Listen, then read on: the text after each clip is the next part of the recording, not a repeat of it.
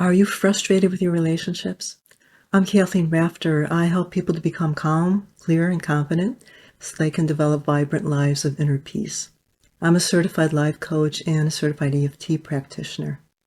So if you like what I'm going to share with you, please like this video and subscribe to my channel. Over the weekend, my husband and I celebrated our 33rd wedding anniversary. And we were out at a restaurant, and the server asked us, well, what's your secret? And we told her that it involved being kind to each other, listening, and having a sense of humor with each other. But it was a lot more than that has gone into it.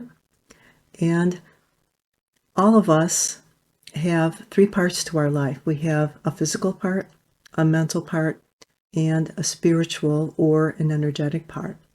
And if you want to have a fulfilling relationship, you really have to tend to all three parts of that relationship. And everybody knows about the physical. And that involves spending time with the person, listening to the person, not just with your ears, but with your eyes, and then having appropriate touch, depending on what the situation, what type of a relationship it is. And some people just concentrate on the physical. They don't realize there's anything more to a relationship than the physical. But there's also the mental. And that involves talking to the other person and thinking about the other person. And what's important with that is to make sure that you are saying kind things to the other person, even if you have to talk about things that are not so easy to talk about. At least do it in a kind manner. And then watch your thoughts about the other person. Because a lot of people don't realize that what they send out or what they think about is actually sent out to the other person. And the other person feels it. So watch what you're saying and watch what you're thinking about the other person.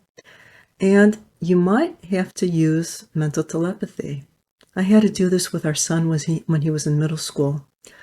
It came to the point where anytime I said anything that I had to correct him about something or I had to make a request, he would just get upset if I did it aloud. So I had to learn how to use mental telepathy with him. So I would just tell him something at the telepathic or the mental level when I needed to have him comply with something or have him agree with something. And it was amazing how well that worked. How much more compliance I got using mental telepathy than just speaking aloud to him. And you can do that in any relationship. The third component is the spiritual or the energetic part of a relationship. And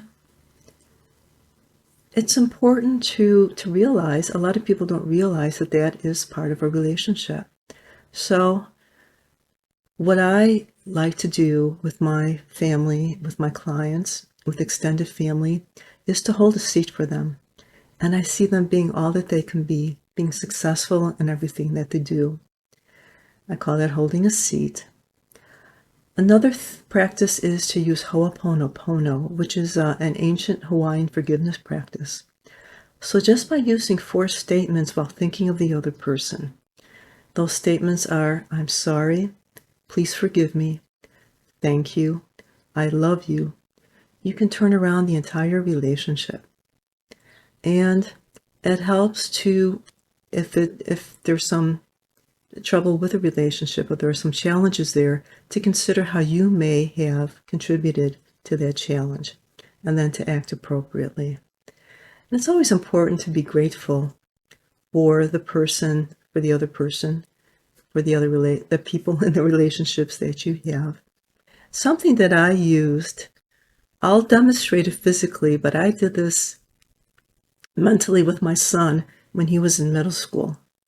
And what I did was I used the quantum color rose, which is color of my t-shirt, which represents unconditional love and support. And I would just mentally go through and connect my heart to his using an infinity symbol, sending out that color rose. So it was a rose infinity symbol. And again, I just did this at the mental level. I didn't do it physically. And it really made a change in how he was acting toward me. It was really amazing. So that is something that you can do.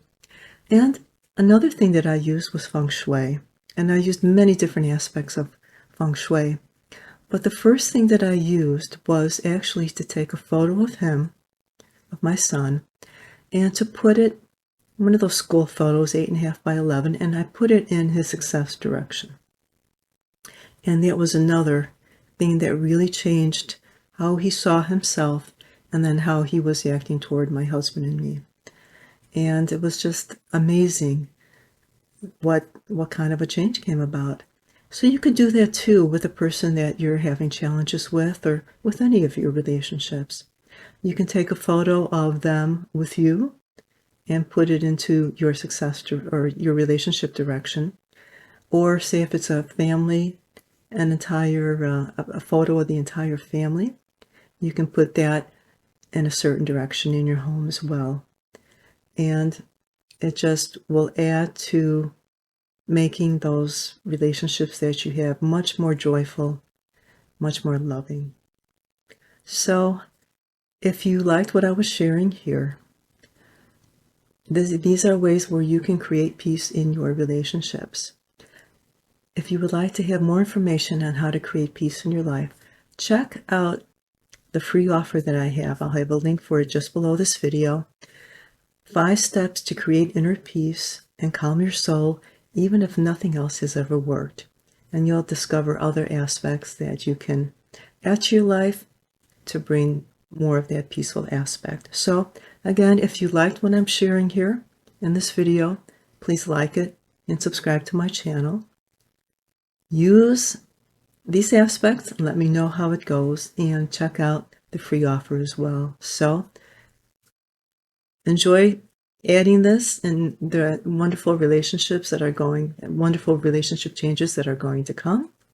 And we'll see you next week.